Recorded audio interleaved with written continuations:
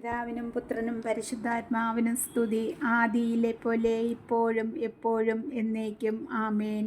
സർവശക്തൻ നിത്യനുമായ സ്വർഗീയ പിതാവേ, അങ്ങയെ സ്തുതിക്കുന്നു, വാഴ്ത്തുന്നു. കർത്താവായ യേശുനാഥ, ഞങ്ങൾക്കിന്നൊരു പകൽക്കാലം തന്ന് അനുഗ്രഹിച്ച കൃപയെ ഓർത്തു നന്ദി പറയുന്നപ്പാ.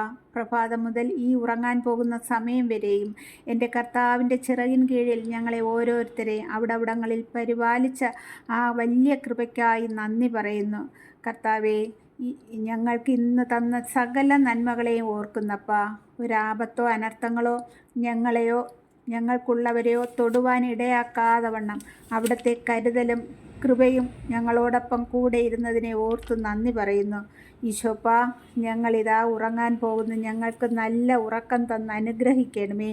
ഒരു ദുർസ്വപ്നങ്ങൾ കാണുവാൻ ആക്കാതെ വണ്ണം ഒരു അന്ധകാര ശക്തികളോ ഒരു പൈശാചിക തന്ത്രങ്ങളോ ഒരു വിഷജന്തുക്കളോ ഒരു പ്രാണികളോ ഞങ്ങളിൽ ആരിലും അടുത്തു വരുവാനോ ഉപദ്രവിപ്പാനോ ഇടയാക്കാതെ വണ്ണം അവിടുത്തെ കരുതലും കൃപയും കൂടെ ആയിരിക്കണമേ. ഒരു കള്ളന്മാരോ ഒരു അക്രമികളോ ഞങ്ങളുടെ കാമ്പൗണ്ടുകളിലോ ഞങ്ങളെയോ ഞങ്ങൾക്കുള്ളവരെയോ നോട്ടം വയ്ക്കുവാനോ കടന്നുകൂടുവാനോ ഇടവരാതെ വണ്ണം അവിടുത്തെ മാലാഖമാരാൽ കോട്ട കെട്ടി സംരക്ഷണം നൽകണമേ നാഥ.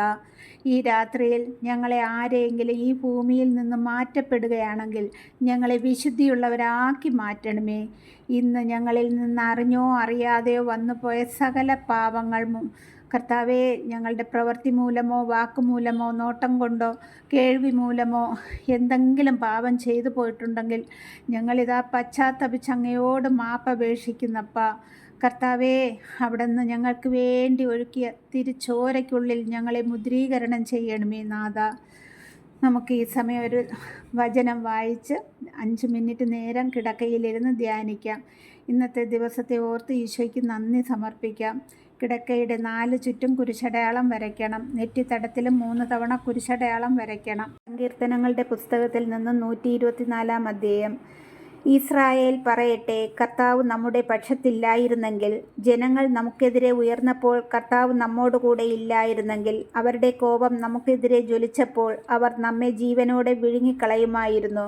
ജലപ്രവാഹം നമ്മെ ഒഴുക്കിക്കളയുമായിരുന്നു, മലവെള്ളം നമ്മെ മൂടിക്കളയുമായിരുന്നു. ആർത്തിരമ്പുന്ന പ്രവാഹം നമ്മുടെ മേൽ കവിഞ്ഞൊഴുകുമായിരുന്നു. നമ്മെ അവരുടെ പല്ലിന് ഇരയാക്കി കൊടുക്കാതിരുന്ന കർത്താവ് വാഴ്ത്തപ്പെടട്ടെ. വേടൻ്റെ കെണിയിലെന്ന പോലെ പക്ഷി എന്ന പോലെ നമ്മൾ രക്ഷപ്പെട്ടു. കെണി തകർന്ന് നാം രക്ഷപ്പെട്ടു. ആകാശവും ഭൂമിയും സൃഷ്ടിച്ച കർത്താവിൻ്റെ നാമത്തിലാണ് നമ്മുടെ ആശ്രയം. കർത്താവിൻ്റെ വചനം.